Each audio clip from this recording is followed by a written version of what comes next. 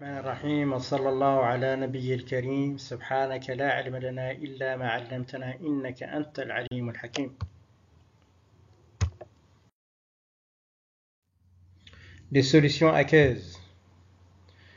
Qu'est-ce qu'est une solution aqueuse? Une solution aqueuse est préparer un disolvant soluté dans l'eau. L'eau ici représente le solvant. Le soluté peut être solide, comme exemple le sulfate de cuivre, ou bien peut-être liquide comme l'acide sulfurique, ou bien peut-être gazeux comme le chlorure d'hydrogène.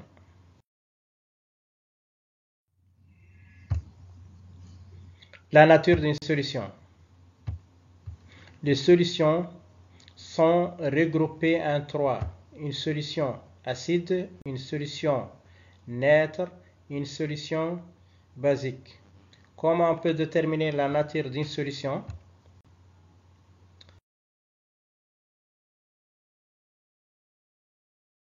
Le pH, en utilisant le pH, est un nombre compris entre 0 et 14 qui permet de savoir si une solution est acide ou bien neutre ou bien basique.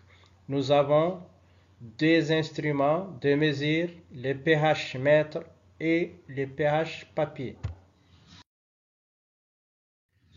Le pH mètre est un appareil de mesure précis. Le papier pH est un autre moyen de mesure du pH des solutions aqueuses et ioniques, mais il est moins précis que le pH mètre. Voilà un pH mètre. Pour mesurer le pH d'une solution, on plonge la sonde de pH dans la solution, puis on vérifie sur l'écran, il m'affiche la valeur de pH. La pH que nous avons ici, 7,18, donc la solution est une solution basique. Voilà, ça c'est le papier pH et ça c'est un pH mètre.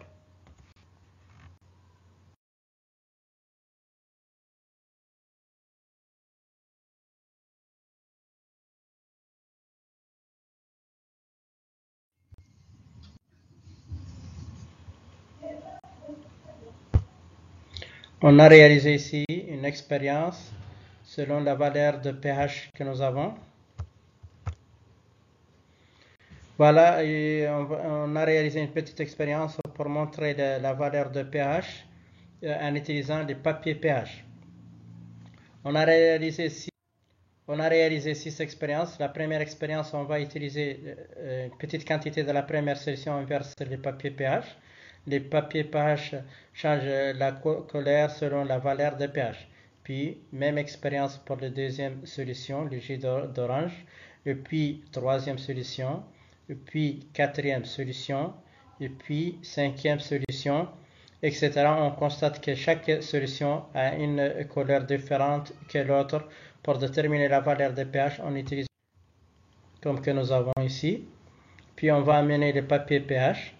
Si on place les papiers pH, on compare l'échelle avec ce que nous avons pour déterminer la valeur de pH.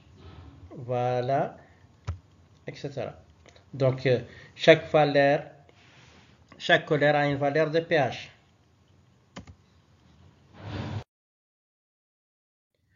Ici, qu'est-ce que nous avons? On a proposé ici un exemple pour déterminer la valeur de pH.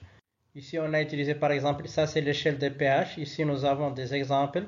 Ici, si je vérifie la valeur de pH égale à 2 pour acide castrique, pour la valeur de 2,4, 2,6, le jus d'orange. Pour le coca, le pH égale à 2,5. Pour le vinaigre, 2,6 et 2,9. Le jus d'orange et pomme 3,5. Ici, le café 5, le thé 5,5. Donc, toutes ce sont des solutions acides. Pour l'eau pure, le pH égale à 7, la solution est une solution neutre. Les salives humaines, c'est entre 6,5 et 7,4. Les sangs, 7,34 et 7,45 est une solution basique. Et puis les savons, 9 à 10, une solution basique, etc.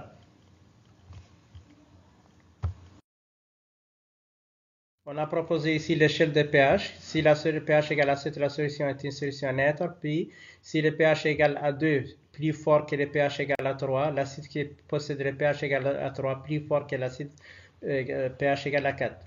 Pour les bases, si une base possède pH égale à 14, plus forte que le pH égale à 13, le pH égale à 13, plus fort que le pH égale à 12. La solution de l'EUO sera transformée à deux ions, l'ion d'hydronium et l'ion d'hydroxyde. La réaction est une réaction irréversible dans les deux sens. L'ion de l'hydronium, on le note par H3O+, ou bien par H+. L'ion d'hydroxyde, on le note par OH-. La concentration molaire des ions d'hydronium, on le note par les crochets. Je mets la H3+ entre les crochets. Unité de mesure en mol par litre. Pour les calculer, on note que la concentration de H3+ égale la quantité N en mol de H3 plus le volume de la solution.